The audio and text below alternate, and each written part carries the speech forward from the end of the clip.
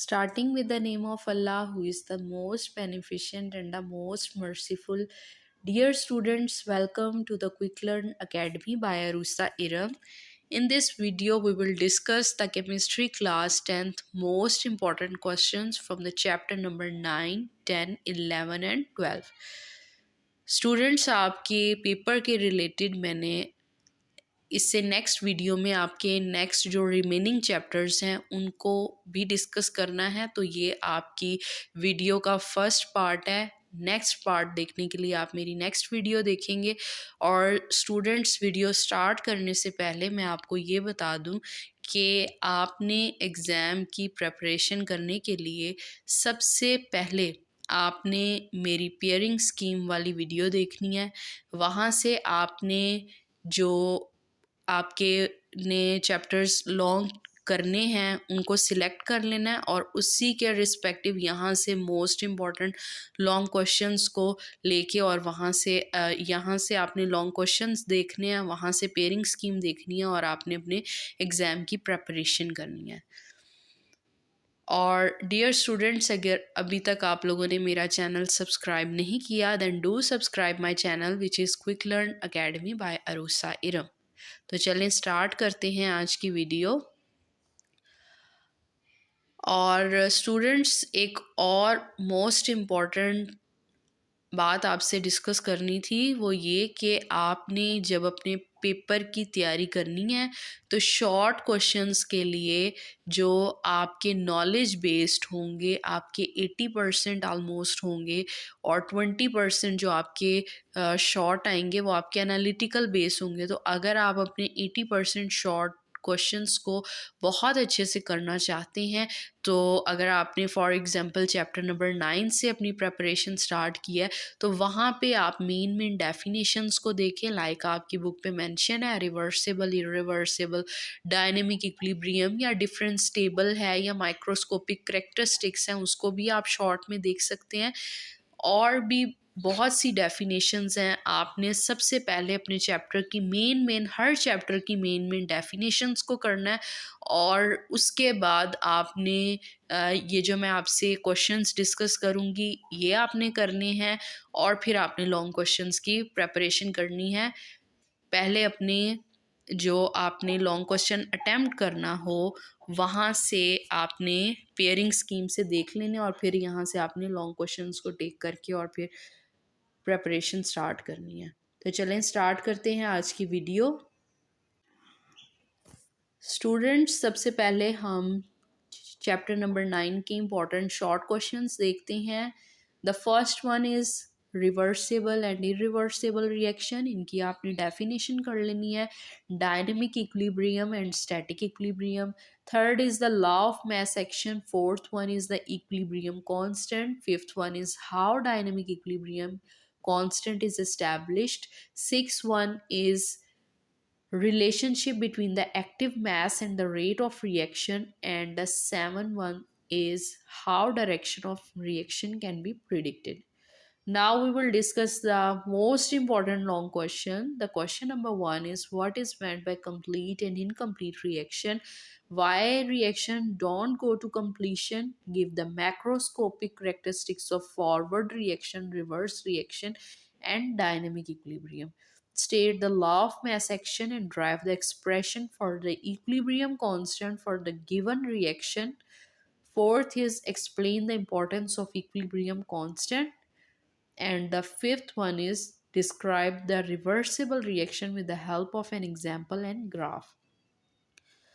Students, मैंने previous जो हैं आपके पास्ट पेपर्स को रीड आउट किया है, उनको रीड आउट करने के बाद ये कंक्लूड किया है कि इस चैप्टर से आपने सबसे पहले डिफरेंस टेबल जो आपका गिवन है उसको करना है, मैक्रोस्कोपिक करेक्टरिस्टिक को करना है, law of mass action topic को करना है, जो लास्ट पे आपके चैप्टर के गिवन हैं 2 टॉपिक्स वो करने हैं, और the most important thing is कि यूनिट आपको निकालना आना चाहिए। आपने जो इक्विलिब्रियम कांस्टेंट उसको फाइंड आउट करना है। कोई भी आपके पास रिवर्सेबल रिएक्शन दिया जाए और फिर वहाँ से कौन यूनिट किस तरह निकालते हैं आपको वो आना चाहिए। तो आप एग्जांपल्स को भी लाजमी देख लीजिएगा।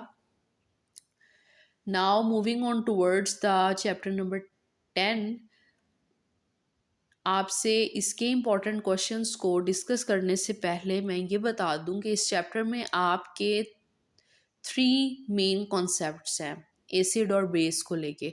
The first is the Arrhenius concept, second is the Bronsted Lowry and the third one is the Lewis concept of acid and base.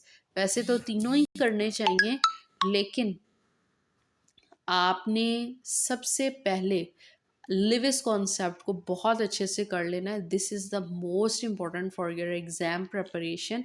तो चलें हम इसके इम्पॉर्टेंट शॉर्ट क्वेश्चंस को डिस्कस करते हैं। The first one is define acid and base according to Arrhenius, second is write the limitations of Arrhenius concept, third is what is Bronsted Lowry theory, fourth one is differentiate between Lewis acid and base, fifth one is why H positive ion act as a Lewis acid, sixth one is give four uses of sulfuric acid, seven is define pH, what is the pH of the pure water, and next is the define pH of the solution. Ninth is define indicators.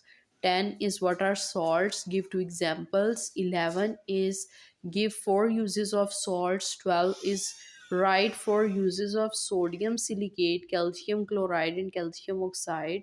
And the 13 is differentiate between acidic salts and basic salts.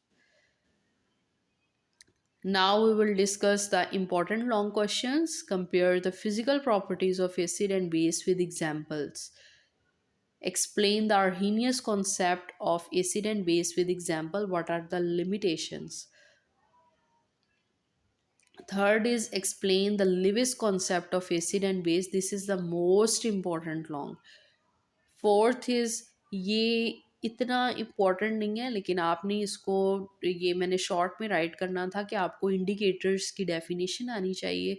The fifth is define salt, explain their characteristics and uses of some important salts.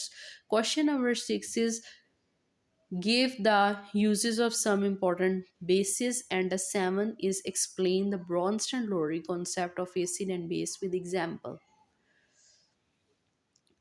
Dear students, अब हम chapter number 11 इसको discuss करते हैं। और chapter number 11 के most important questions हैं आपके पास define vital force theory, या आपकी इंट्रोडक्शन से है। Second is define definition of organic compounds, third is define catenation, ये भी आपकी हाईलाइटेड डेफिनेशन है। Fourth is explain briefly molecular formula with example. Fifth one is define functional group of alcohol.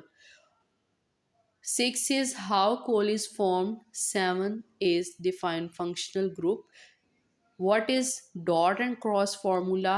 9 is define open chain acyclic compounds. 10th is define alicyclic non-benzoic compounds. Students, आपके पास ये इस तरह से भी आ सकता है कि एलिसाइक्लिक क्या होते हैं या नॉन बेंजोइड, तो आपको पता होना चाहिए कि ये दोनों सेम ही है।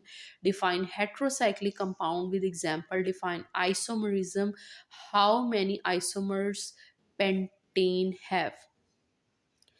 तो स्टूडेंट्स, एक और इम्पॉर्टेंट बात कि आपको जब भी बोर्ड के एग्ज़ाम में ये बात पूछी जाए, कोई भी आपसे डेफिनेशन पूछी जाए, तो आपने उसके साथ एग्जाम्पल मस्ट करनी होती है। 1 marks is for your definition and the second and the other marks is for your example.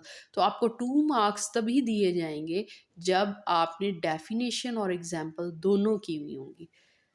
Now we will discuss the important long questions of chapter number 11. The first one is write a note on the classification of organic compound.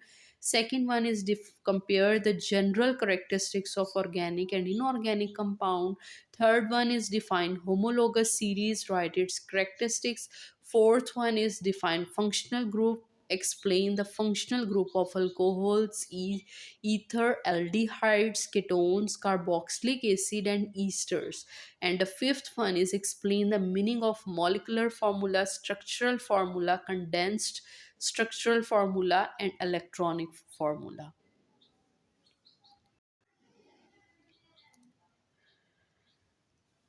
Now, students, we will discuss the last chapter from this video, and this chapter is chapter number 12. और dear students, इसमें भी mainly आपके पास three topics हैं. These are the alkenes and alkynes.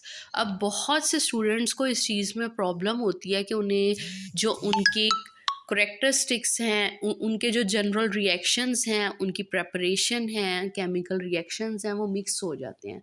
और आपके पास time बहुत अगर कम हो और आप चाहते हैं कि इसमें से भी आप लॉन्ग को करें, तो मैं आपको ये सजेस्ट करूँगी कि आप सबसे पहले अल्कीन एंड अल्काइन इनकी मेन डेफिनेशंस को कर लें, और उसके बाद इन तीनों की जो हैं वो यूजेस और फिज़िकल प्रॉपर्टीज़ इनको कर लें.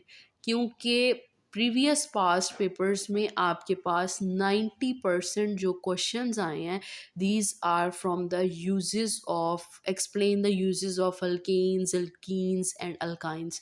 तो आपने 5 यूजेस लिखने होते हैं. तो चलें हम चैप्टर नंबर 12 को डिस्कस करते हैं. Important short questions. The first one is define hydrocarbons. Second one is define open chain hydrocarbons and closed chain hydrocarbons. Third one is what are saturated and unsaturated hydrocarbons. Fourth one is why alkenes are called paraffins. Fifth one is what is meant by the hydrogenation of alkenes. Sixth one is give uses of ethane and ethene. Now we will discuss the important long questions. Define hydrocarbons, how are they classified, explain methods for the preparation of alkanes and alkenes. The third one is discuss the physical properties of alkenes and alkynes. The fourth one is write the uses of ethene, methane and acetylene. अब ये जो आपके पास ethane methane आते हैं, तो ये आपके पास these are from the family of ethane. तो आपने यहाँ पे यूजेस ऑफ इथेन लिखने होते हैं, सॉरी अल्केन लिखने होते हैं. और अगर अल्कीन का पूछा जाए तो आपने अल्कीन के लिखने हैं, और अगर अल्काइन के पूछे जाएँ तो फिर आप उसमें एसीटाइलिन का भी लिख सकते हैं, क्योंकि एसीटाइलिन जो है वो first member of the series है. And the fifth one is give general reactions of alkenes. तो आपने इसमें जनरल रिएक्शंस को करना है. तो dear students, I hope you all like my video. If you like my video, then do subscribe my channel, which is Quick Learn Academy by Arusa Iram.